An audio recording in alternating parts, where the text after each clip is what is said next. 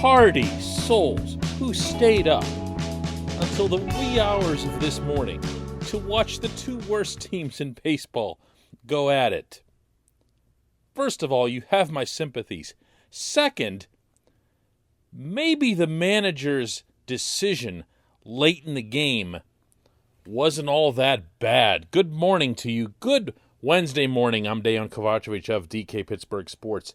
This is Daily Shot of Pirates. Comes your way bright and early every weekday morning. If you're into football and or hockey, I also offer up daily shots of Steelers and Penguins right where you found this. And right where you found this podcast is exactly where you should throw it back, because you don't want to hear any of this. The Pirates lost to the Diamondbacks 11-6, one of the most gruesome games they've played this season. And the beauty of that statement is, when I say they, I could mean either side. The Pirates are actually 8 whole games in the overall standings ahead of Arizona. That's how horrific the Diamondbacks have been. And yet, the Pirates have now lost both of the games they've played so far in Phoenix, with the series finale today at 3:40 p.m. Eastern. Don't watch it. Just don't. It doesn't help anyone. You try to watch these things. I do. Well, A, because it's my job, but B, because I'm looking for things that can maybe be meaningful toward the franchise's future. I'm looking for signs of, oh, hey, look how this guy responded to this situation or that situation, and maybe this individual can be part of the team in 2 or 3 years that was a surprise in a given role in a game that maybe we hadn't seen coming. And then, occasionally, you'll just get reminded of what it is that you're actually watching. You're watching a bad team try to surf through what's expected universally to be a bad season because the previous front office left behind virtually nothing, not only in Pittsburgh, but also in Indianapolis, where, by the way, there's still nothing. And so you have to go through that, because the only way to add elite talent is to add it at the bottom and have it work its way up, blah, blah, blah. You don't want to hear anything about that right now after the way this went. But the Pirates put together a 5-1 lead, and again, even that doesn't matter all that much. Gregory Polanco hit a 2-run bomb. He's not going to be a Pirate after this season. John Nogowski hit a 2-run bomb. It'd be really cool if he was a Pirate after this season, but even if he is, he's 28 years old. He's not going to be something where you say, oh, this is part of the franchise's foundation. So even that didn't mean anything. And then Tyler Anderson's out there, and he's pitching kind of well, and you go, that doesn't mean anything either unless it enhances his trade value and gets rid of all the skepticism about the sticky stuff it looks like he was using, because his spin rate dropped dramatically, and he was one of a handful of pitchers singled out by a New York Times investigation as being that. So he was going out there and he's pitching okay, and you're thinking, all right, well, this is pretty cool too. Maybe I can at least pay attention to this. And then you can't even do that, because after he pitched 6 pretty good innings, and the Pirates had a 5-1 lead, with his pitch count at 77, Derek Shelton took him out of the game and brought in Austin bleeping Davis. And you're going, oh, geez, Austin Davis. This is one of the guys they're going to tell themselves is going to be the reason that you cut Kyle Crick.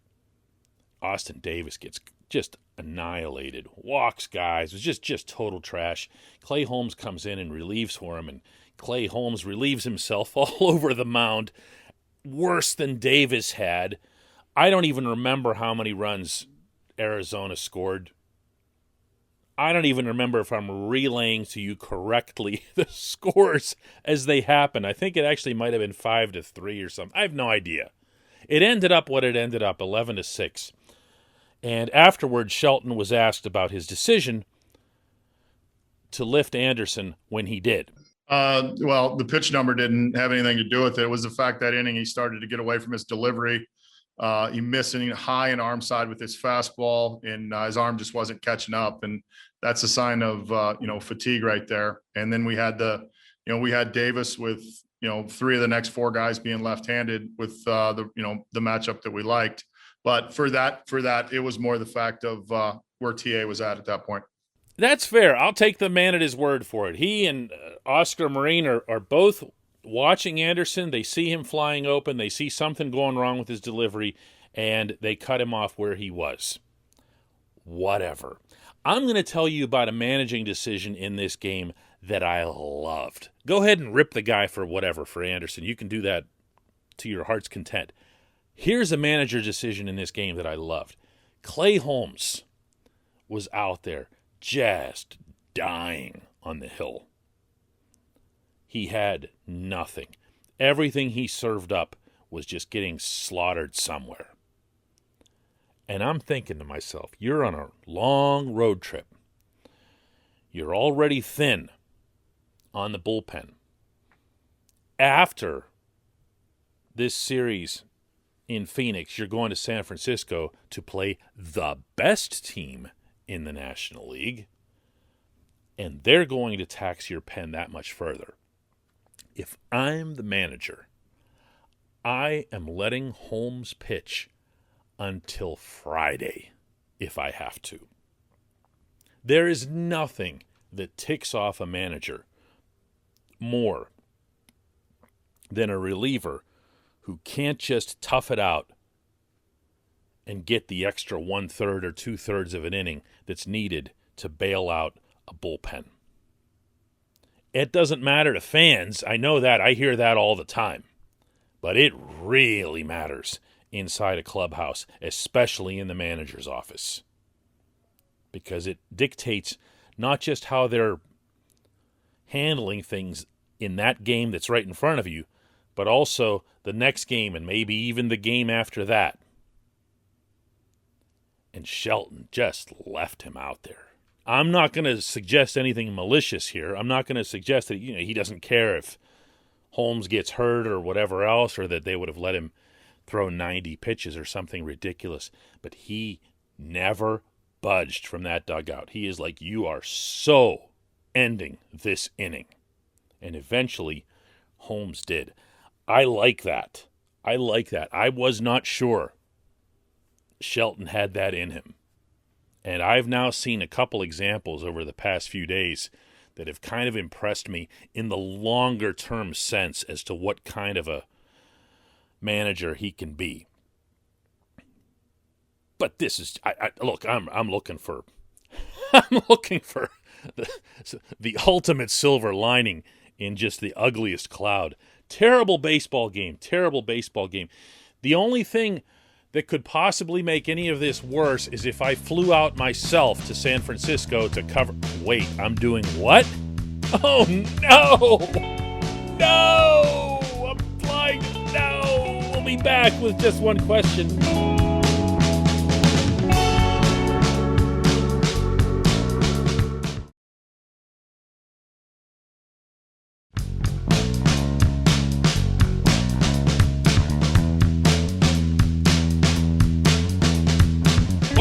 Time for Just One Question. That's always brought to you on this program by the North Shore Tavern, directly across Federal Street from PNC Park. Home to Steak on a Stone.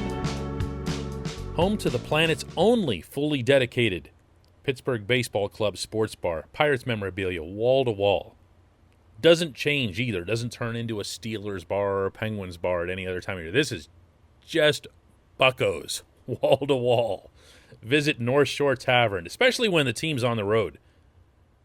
Watch the games with friends.